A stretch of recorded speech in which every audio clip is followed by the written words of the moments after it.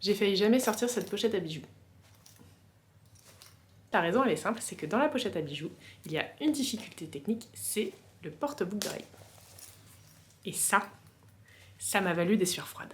En fait, sur beaucoup de pochettes que tu peux trouver, cet élément de boucle d'oreille, il est en cuir. Sauf que, 1, je sais pas travailler le cuir, et 2, je voulais que la pochette, elle soit entièrement en tissu. 100%. Donc il a fallu ruser.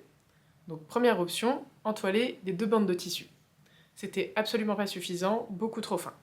Donc pour épaissir, je me suis dit, je vais ajouter de la feutrine.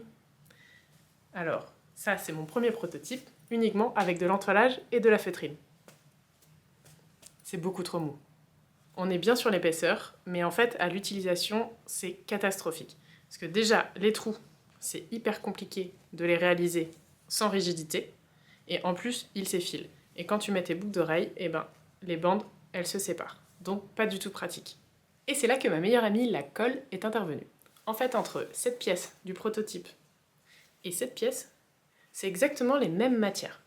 La seule différence, c'est que j'ai encollé la feutrine au tissu.